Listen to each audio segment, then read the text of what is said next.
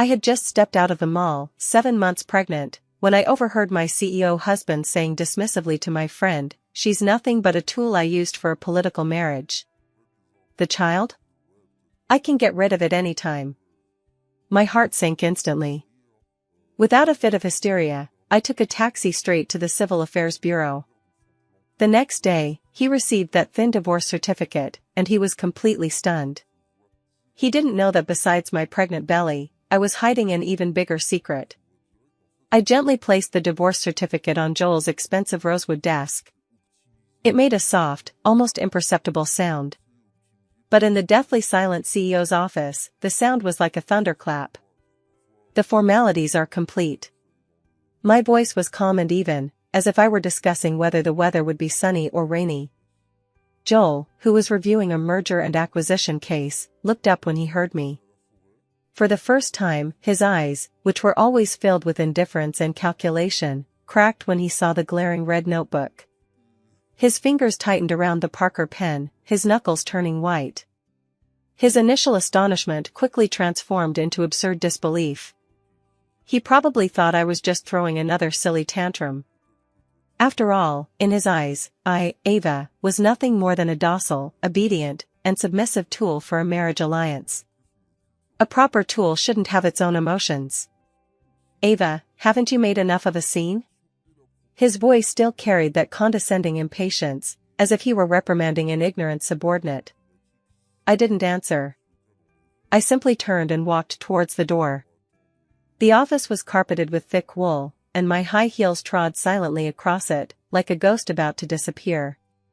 "Stop." His voice finally crackled with impatience and anger. He caught up with me in a few strides, trying to grab my wrist. As if I had eyes in the back of my head, I subtly sidestepped him. His hand grasped at empty air, frozen in mid-air, his expression turning somewhat unpleasant. Without even turning my head, I resolutely opened the heavy door and walked out. The door closed slowly behind me, shutting out all his astonishment, anger, and confusion into his own world. And I, finally, was returning to my own world. Returning to our former wedding room, that luxurious apartment he called home, I felt no attachment whatsoever. Everything here, from the decor to the furniture, is exactly what Joel likes. I've lived here for 2 years, but I feel like a guest. I opened the walk-in closet and started packing. I didn't have much stuff, a few suitcases were enough. I didn't touch any of the designer bags and jewelry he bought me. I only took my own things I owned before I married into the family. Throughout the whole process, I was as calm as if I were cleaning out a piece of trash, an item that had no further connection to me. Joel's calls started coming in like crazy. The screen lit up again and again, that familiar name flashing across the screen like a death knell. I stared at the screen, expressionless, and muted the phone, then rejected it. Immediately afterward, a barrage of text messages followed. "Ava, what exactly do you want? Come back right now. Don't make me say it twice. Do you think you can survive without me?" Every text message was filled with his arrogance and controlling nature. I read them one by one, then deleted them all and added his number to my blacklist. The world suddenly became quiet.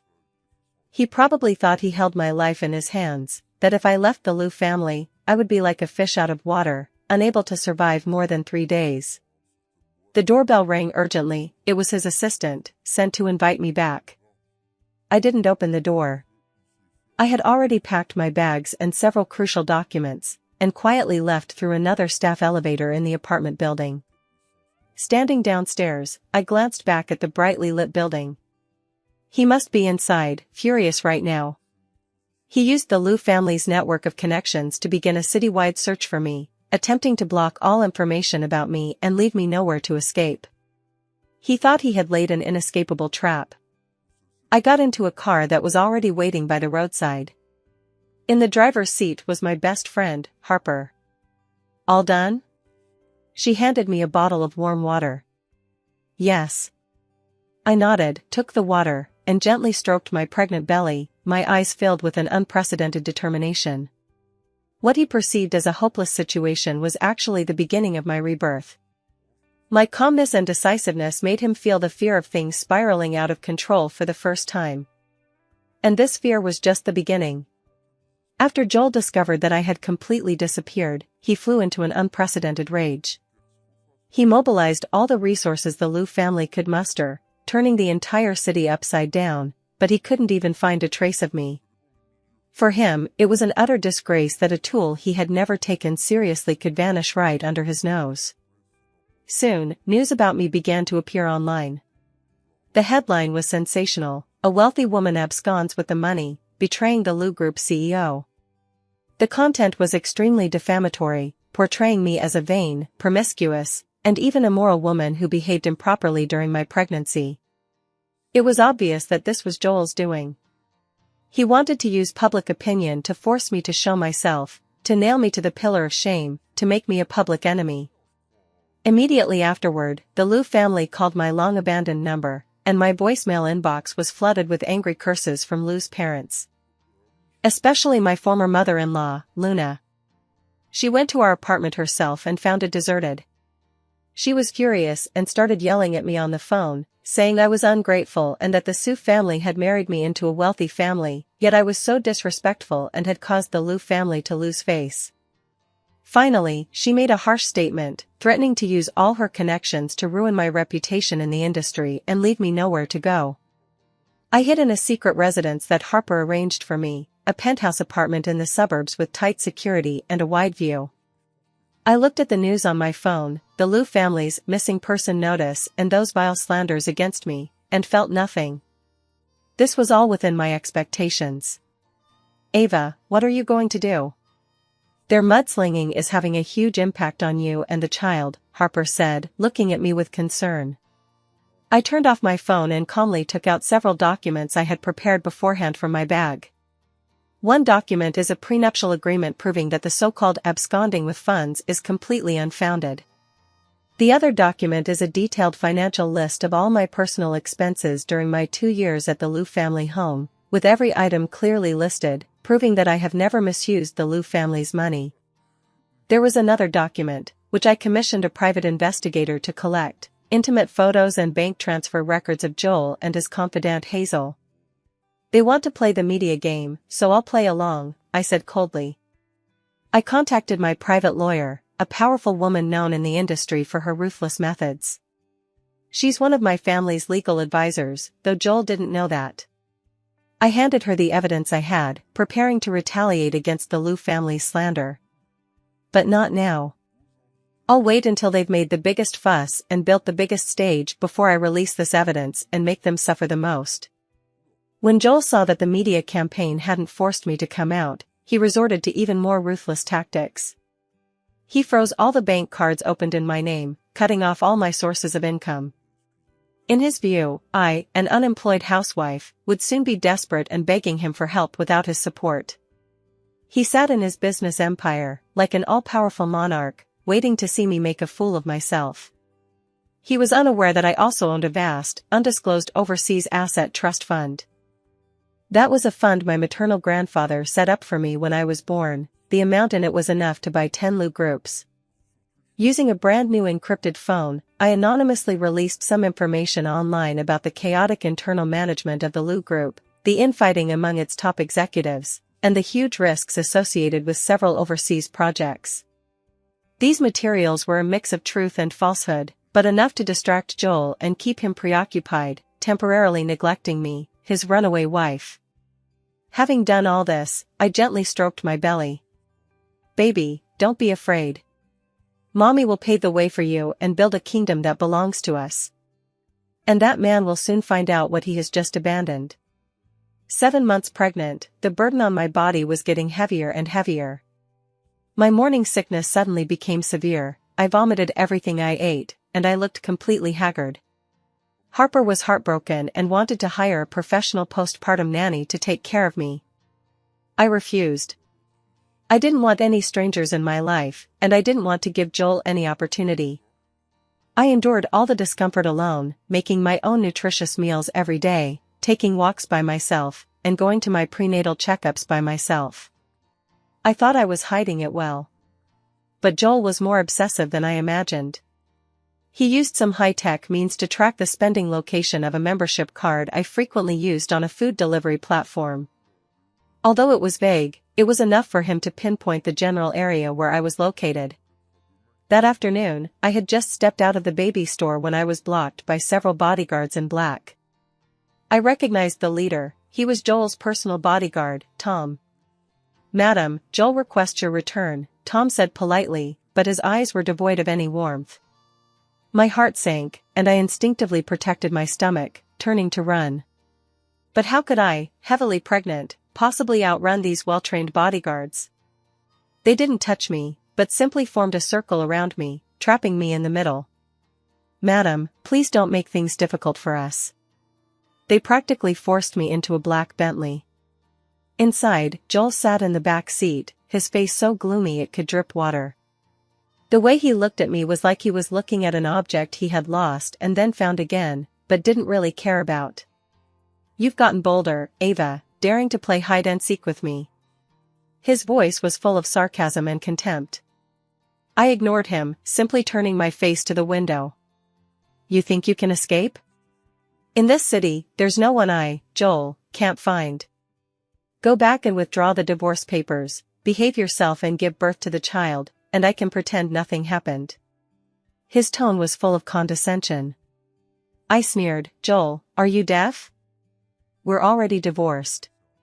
His face instantly turned ashen. He grabbed my chin and forced me to turn my head to look at him. "Ava, don't test my limits. The child in your belly is from the Liu family. Where do you think you're taking him?" He was very strong, and his grip hurt. I struggled, when a sharp, cramping pain suddenly shot through my abdomen. My face turned deathly pale, and cold sweat poured down my back. "My stomach hurts." Joel saw my condition, a flicker of panic crossing his eyes, but it was quickly replaced by indifference. He released my hand and coldly told the driver, "To the hospital." On the way to the hospital, at a traffic light intersection, during a moment of congestion, I suddenly pushed open the car door and rushed into the crowd without a second thought. The bodyguards immediately chased after me. I was startled and jostled in the chaos, and the pain in my abdomen intensified. I felt a heat below me, and a sense of foreboding washed over me. With all my might, I flagged down a taxi and escaped their sight. Alone and disheveled, I rushed to the nearest hospital. After the examination, the doctor told me with a grave expression that it was a threatened miscarriage and I needed to be hospitalized immediately for bed rest. Lying in the hospital bed, feeling the fear of the life inside me possibly slipping away, I felt fear for the first time. Just then, the door to the ward was pushed open. Joel walked in, exuding a chilling aura. He had obviously found my information through the hospital system. He walked to my bedside, looking down at me without a trace of concern or worry in his eyes. He only asked one question: "What did the doctor say? Can the baby be saved?" At that moment, seeing only the value of a tool for marriage and the heir of the Liu family in his eyes, I felt utterly hopeless. My last glimmer of hope was shattered by his own hand. He probably thought that since I was hospitalized, I was at his mercy. He tried to send bodyguards to control my hospital room and put me under house arrest. But I called the nurses and my lawyer right in front of him. I signed a pre-prepared agreement, clearly stating that I refused any visitation from the Liu family, and that the child in my womb would have no future connection with the Liu family. My tone was so firm that even I was surprised. "Ava, you're insane." Joel was furious. I didn't look at him, but instead spoke softly to my phone, which was already recording video in the corner. "Joel, please leave my room. Don't disturb my pregnancy." The phone clearly recorded his harsh attitude and indifferent expression. These will all become irrefutable evidence to retaliate against him in the future. He was escorted out by my lawyer. The ward finally quieted down. Not long after, Harper rushed in. Her eyes were red, and she was holding a document sealed in a brown paper bag. "Ava, this is what you asked me to prepare before. Now, it's time to use it." I took the document and opened it. Inside was my true identity document. Sue Group, sole legal heir, Ava. I took a deep breath, my eyes sharpening. Joel, it's time you knew. What you torn apart with your own hands. Lying in my hospital bed, I dialed the family's chief lawyer, Levi. Levi, activate the highest level of trust fund authorization. Also, arrange a press conference for me, I want to reveal my identity. Levi on the other end of the phone was silent for a moment, then replied in a steady voice, yes, miss, everything will be done as you wish. Meanwhile, Joel wasn't idle either. Being publicly humiliated by me in the hospital room had caused him to lose face. He began using the deeper connections within the Liu family to frantically investigate my background. He always thought I was just the daughter of an ordinary wealthy merchant whose family had fallen on hard times, and that the Su family had long since declined and needed to rely on the Liu family to survive. That's why he dared to treat me so brazenly as a tool. However, the investigation results were like a resounding slap in the face. When his assistant placed a thick investigation report in front of him, his expression changed from disdain to solemnity, then to shock, and finally to utter panic. The first page of the report prominently displays the words, Su Group. A secretive business empire with immense global influence, its industries spanning finance, technology, energy, and other sectors. And Ava is the legendary sole heir of this empire, kept hidden for many years. Joel's hands began to tremble. He recalled the details of the past 2 years. Although I appeared gentle and compliant, the composure and elegance in my bones could not be concealed. The occasional suggestions I made to his business decisions were later proven to be incredibly accurate.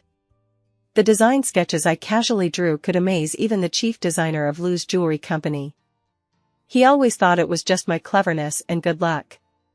Now he understood that it was the overwhelming insight and ability that an heir at the top of the pyramid inadvertently revealed. He sent people to investigate, and every report they received told him a cruel truth. The Su Group's strength far surpasses that of the Liu family, enough to wipe the Liu family from the world effortlessly. His once proud Liu Group is as insignificant as an ant before the behemoth that is the Su Group. Regret overwhelms him like a tidal wave. Only then did he realize that I was not the tool for marriage he had described, someone he could discard at will. I was a phoenix he had schemed to reach, someone he could never attain. And yet, he had personally pushed this phoenix away and trampled on her mercilessly. 3 days later, I had recovered somewhat and, with the doctor's permission, attended the press conference that had been meticulously prepared for me. Dressed in a well-fitting white Chanel maternity suit and with delicate makeup, I appeared before the flashing lights, escorted by Harper and a group of bodyguards. The entire business world was shaken by this press conference. Everyone wanted to know who this legendary heir of the Su family was. When I sat on the stage, facing hundreds of media outlets, I calmly began, "Hello everyone, I am Ava, the current executive director of the Su Group." The first stone stirred up 1,000 waves. The audience erupted in a frenzy. Ignoring their commotion, I continued, "There are 2 things I want to announce at this press conference today. First, I will officially take over all of the Su Group's business in the Asia-Pacific region. Secondly," I paused, my gaze sweeping across all the cameras, each word clear and distinct, "I have officially divorced Mr. Joel, the president of the Liu Group, a few days ago. As for the reasons for the divorce, they involve some private matters, but I can hint to you that certain actions of the Liu family during the marriage have crossed the line of law and morality." My words were like a bombshell, sending the entire venue into chaos. Joel was in his office, watching the press conference live on television. When he saw the radiant, confident woman on the screen, the woman he once thought he could control at will, he was struck dumb. Regret, shock, anger, fear, a mix of emotions threatened to tear his reason apart. He grabbed the crystal ashtray from the table and smashed it against the screen. The screen shattered instantly, reflecting his twisted and desperate face. Less than half an hour after the press conference ended, Liu's Group's stock price plummeted, hitting the daily limit down within 10 minutes. Major partners called inquiring about the situation, and several even began unilaterally withdrawing their investments. The Liu family was facing an unprecedented crisis. He panicked completely. And I dealt him an even more fatal blow. My legal team has officially filed a lawsuit against Joel, charging him with unlawful misappropriation of private property. The grounds for the lawsuit are his previous freezing of all my bank cards. He thought it was a punishment for me. Little did he know, it became the most powerful evidence I used to send him to trial. The revelation of my identity was merely the first step in my counterattack. After the initial shock and remorse, Joel quickly revealed his despicable, desperate nature. He tried to use the children to threaten me. He sent a message through his lawyer, saying that if I insisted on making a scene, he would fight for custody of the children and prevent me from ever seeing them again. I only had my lawyer reply with one sentence: "What right does a man who says I can abandon the child at any time have to talk about custody?"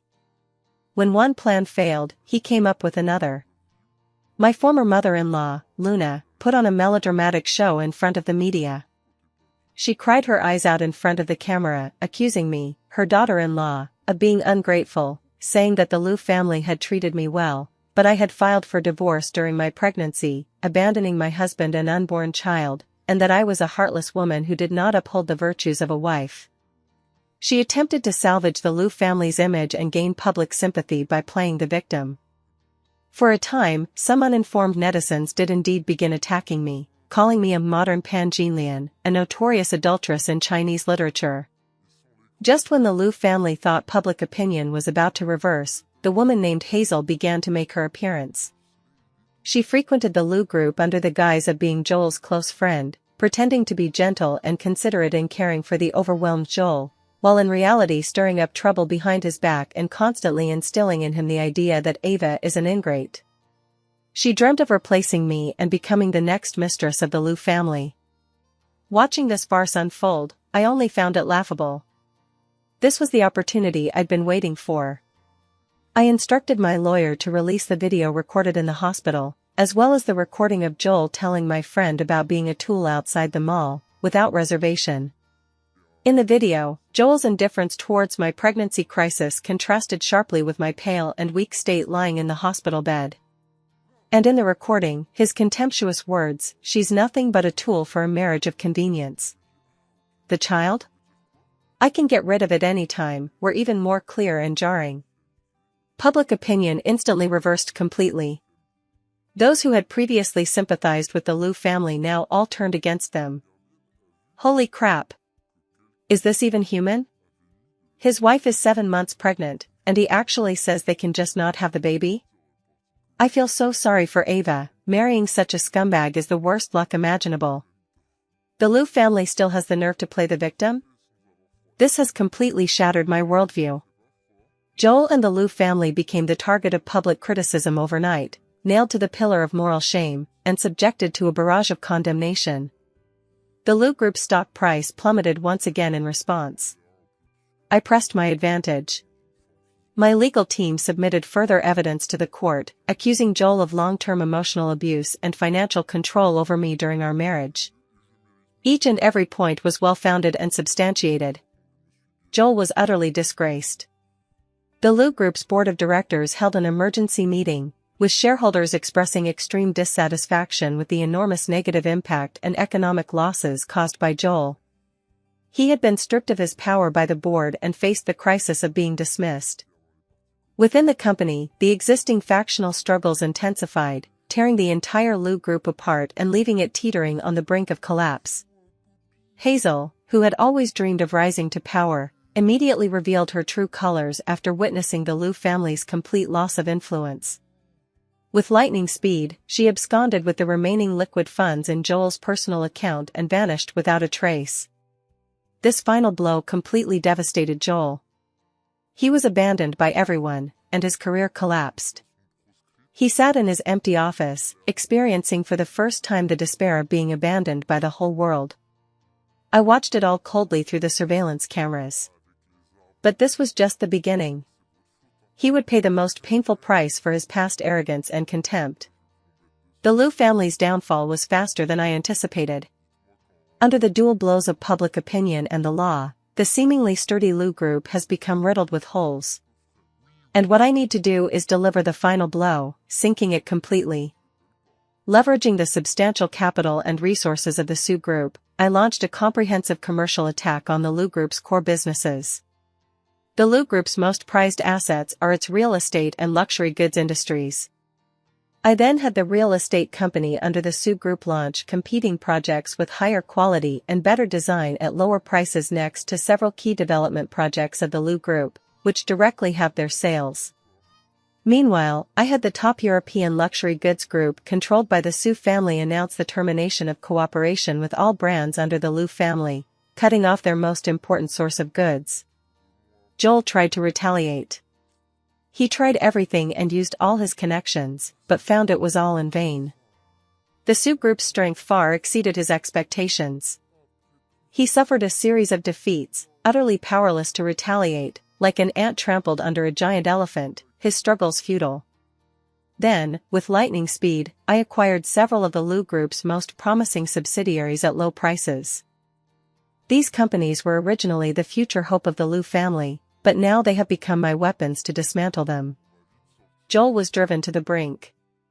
He abandoned all his dignity and sought help from several other wealthy families, hoping to obtain financial assistance.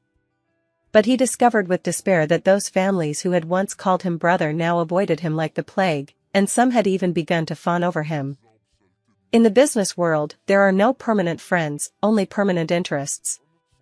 When he could no longer offer any value, he became a discarded pawn. He finally tasted the bitterness of isolation and helplessness. Through Harper, I anonymously reported detailed information about the Lu Group's financial loopholes and tax evasion to the relevant regulatory authorities. This information was collected discreetly during my 2 years at the Lu family's house. He thought I was just a clueless pretty face, but little did he know, I had already thoroughly investigated his background. The regulatory authorities quickly intervened to investigate. Upon hearing the news, Lu's Group's stock price plummeted. Banks stopped lending, suppliers came knocking on the door demanding payment, and the company's cash flow completely dried up.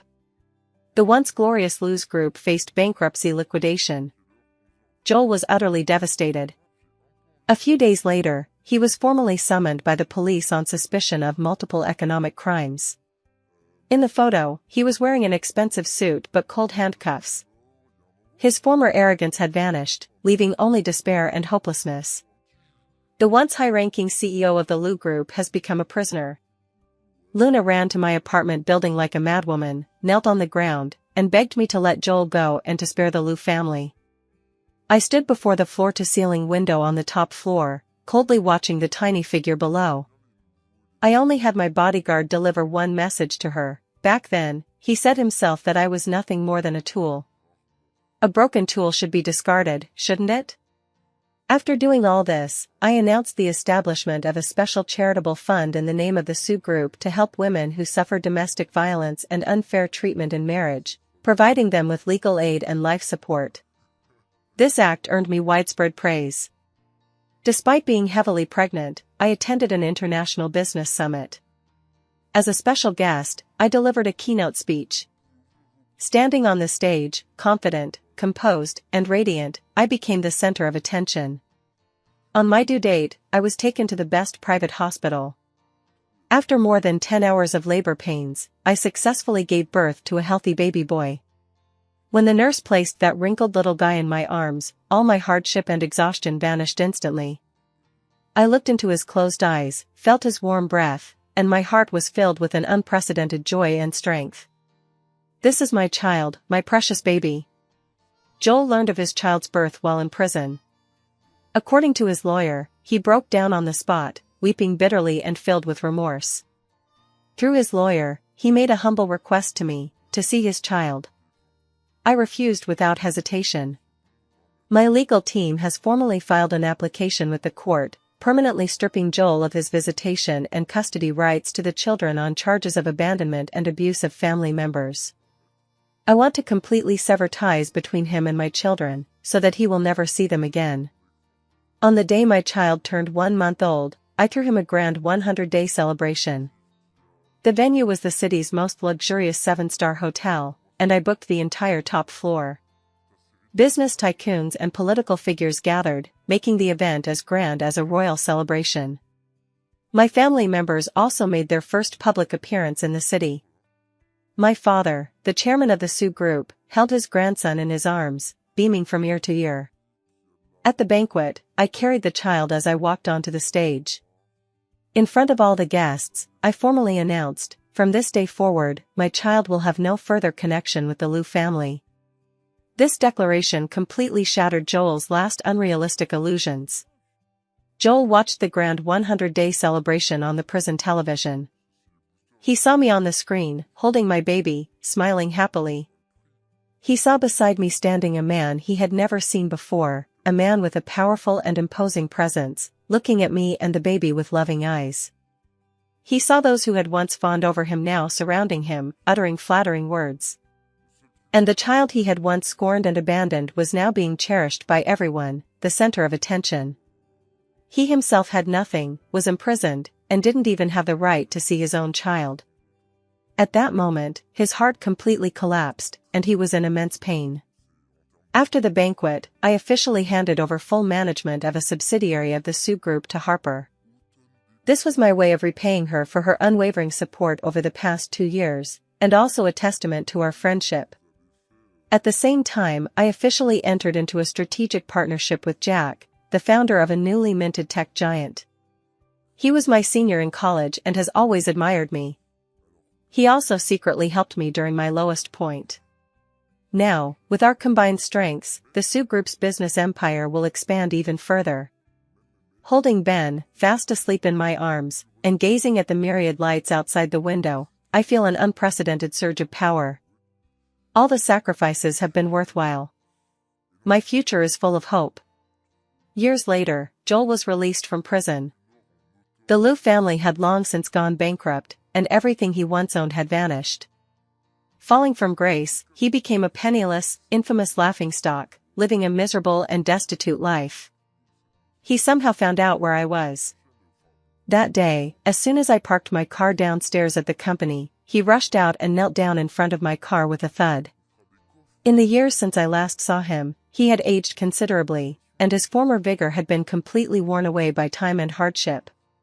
He was wearing a cheap suit, his hair was disheveled, his face was covered in stubble, and his eyes were filled with humility and pleading. "Ava, I was wrong, I was really wrong." He knelt on the ground, weeping bitterly, his forehead hitting the cold ground again and again. "Please, forgive me, let's start over, okay? I don't want anything, I just want to be with you and the children." He tried to grasp at this last straw. I sat calmly in the car, looking through the window at this once high and mighty man, now kneeling before me like a dog. My heart was completely unmoved, I even found it somewhat laughable.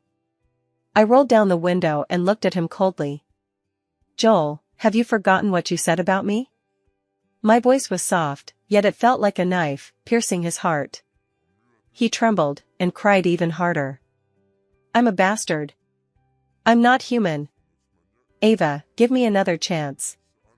He tried to appeal to me by mentioning my child. "Where's Ben?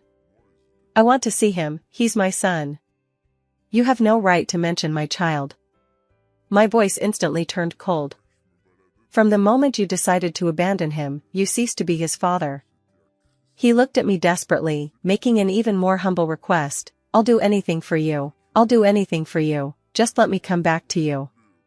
I looked at him, my eyes filled with nothing but deep contempt. I had my assistant bring out a document and throw it in front of him. "This is the education trust fund I set up for Ben, and the future I plan for him. Joel, look at these, and then ask yourself, what can you give him?" He opened the document with trembling hands, and after just one glance, his face turned ashen. The astronomical sums of money on the document, along with the top-tier educational resources he had never heard of before, made him realize that there was already an insurmountable chasm between him and me and the children. "You once had the best, but you destroyed it with your own hands." My words, like a final judgment, pronounced his death sentence. I didn't look at him again and said to the driver, "Drive." The bodyguard stepped forward and dragged him off the ground. He screamed in despair as he watched my car speed away. That silhouette was a light he could never reach again. Regret, like a venomous snake, gnawed at his heart, making him wish he were dead.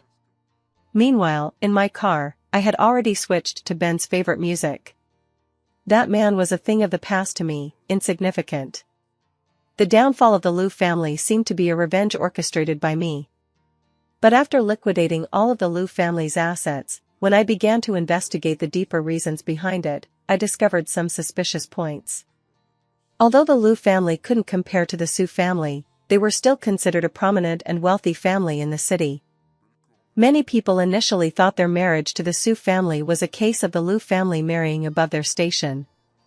So why would the usually arrogant father agree to this marriage? Moreover, when I decided to retaliate with a divorce, the family's intervention was exceptionally smooth, as if everything had been rehearsed countless times. Behind it all, it seemed, was an invisible hand orchestrating everything. Filled with questions, I returned to the long-abandoned Su family ancestral home. In the study, my father was making tea.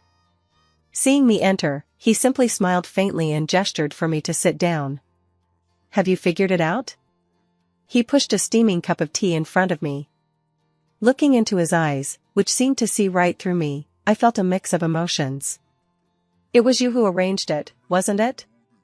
My father nodded, not denying it. It turned out that this so-called marriage alliance was, from the very beginning, a test my father had set for me. The Su Group is a large and powerful enterprise. As its sole heir, I must possess a strong enough mind, exceptional wisdom, and ruthless skills to manage this vast business empire. My father believed that I had had a smooth life since childhood and that my personality was too mild. He thought I needed to experience a real hardship to shed my naivety and truly grow up. So, he chose the Liu family and Joel, this arrogant and foolish man, as my sharpening stone. He wanted to see whether I would be crushed by betrayal in my marriage and driven to the brink of despair, or whether I would rise from the ashes and launch a counterattack. All my struggles, pain, and retaliations were under his control and observation. Even when I was in the most danger, he had already arranged for covert protection. When I learned the truth, I didn't know how to feel. There was anger at being used as a pawn, but more than that, there was a sense of relief at surviving a disaster and an understanding of my father's good intentions. Without this ordeal, I might have forever remained that little princess, sheltered under my family's wings, harboring naive fantasies about love. But now, I am a true warrior. Later, Joel also learned the truth through some channels. When he realized that he had been nothing more than a pawn used by the Su family to test their heir, a tool that could be discarded at any time, he completely collapsed. His pride and self-esteem, which he was so proud of, were crushed to pieces. He discovered that he had never truly understood me, nor had he ever truly controlled anything. His life was a joke. And I, having passed this brutal test, officially took over some of the core businesses of the Su Group from my father. My exceptional talent and ruthless methods in the business world made all the old guys on the board look at me with new respect, and they no longer dared to underestimate me. I leveraged my family's resources to expand our business globally, and the Su Group's empire is expanding at an unprecedented pace under my control. I, Ava, am becoming a new legend in the business world. Joel, on the other hand, has become a pathetic, insignificant loser in this legendary tale, utterly swallowed up by the tide of history. Joel's ending was even more tragic than I imagined. He tried to make a comeback, but the label of Ava's ex-husband was like a brand of shame, forever etched on him. In the business world, no one was willing to cooperate with him. His former friends avoided him like the plague, and some even deliberately kicked him when he was down in an attempt to curry favor with me, causing him to run into obstacles at every turn. He quickly ran out of money and ended up on the streets, surviving by doing odd jobs and begging. His once impeccably tailored suits have become filthy rags. He was once the center of attention, but now he's despised by everyone. All those around him have abandoned him, he's become truly alone, awaiting death in solitude and regret. Occasionally, I'll see reports about his miserable situation in the corners of some social news articles. In the photos, he's huddled in a street corner, his eyes vacant, his body like a withered tree. I look at those photos without any emotional fluctuation, as if I'm looking at a complete stranger. My life has already turned a new page. My son, Ben, is growing up healthy and happy under my careful care. He inherited my wisdom and his grandfather's composure, and has shown amazing talent since he was a child. He is smart and adorable, and has become my greatest pride. I took him around the world, showing him the most beautiful scenery. My career flourished, and under my leadership, the Sue Group became a global business leader. Jack was always by my side, silently supporting me. He is my most capable partner in my career and the person who understands me best in life. Our relationship developed naturally. That day, on a sunny afternoon, he proposed to me. I looked into his sincere eyes, smiled, and nodded. My life is perfect, with success in both career and love. Once, I was walking with Ben and Jack in a park in the city center. Joel happened to be there too, picking up discarded beverage bottles. He saw us. He saw my radiant smile, saw Jack lovingly fixing my hair, and saw Ben riding on Jack's shoulders, laughing innocently. The scene was blindingly blissful. He wanted to go forward, to say something to us.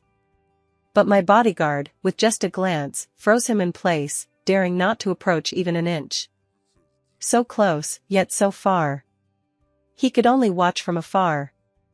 Looking at his wife, who once belonged to him, and the child who should have called him dad, now seen as the most beautiful scenery in someone else's life, and seeing that none of it mattered to him anymore, he finally understood that what he had lost was not just a wife or a family.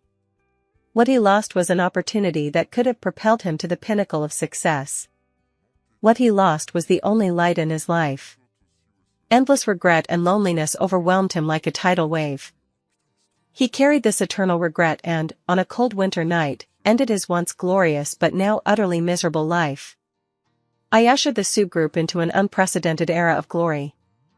I became a globally renowned female entrepreneur, graced the covers of major financial magazines, and my name became synonymous with success, earning me the respect of the world. My son Ben has also grown into an outstanding young man. He inherited my business acumen and Jack's technological mind, and at the age of 12, he won a gold medal in an international science and technology innovation competition, surpassing his father in every way. Jack has become my strongest support. He is not only my best partner in my career, but also my soulmate in life. He understands all my strength and cherishes all my vulnerability. We will spend the rest of our lives together and build a happy and fulfilling family.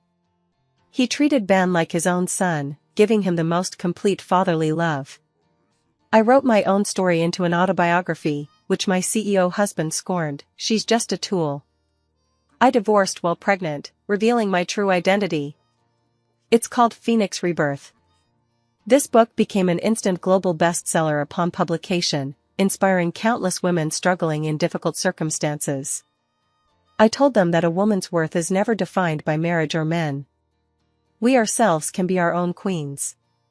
Those who once looked down on me and mocked me, such as my relatives in the Liu family, now admire me greatly and even use my story as a family lesson to educate future generations. Sometimes, in the quiet of the night, I recall a conversation I overheard years ago outside that shopping mall, a conversation that should have shattered my world. But now, I realize it was fate's greatest gift to me. That conversation made me see the true colors of that scumbag, and it also unleashed the strongest power and potential within me. Without that heartbreak, there would have been no subsequent rebirth. My life is now filled with love and hope. I stand on the top floor of the Sue Group headquarters, overlooking the bustling city through the huge floor-to-ceiling windows. Beside me stands my beloved. Behind me lies the business empire I built with my own hands. My future is a bright and glorious life for me and my children. A sense of peace and contentment fills my heart. This is the taste of victory.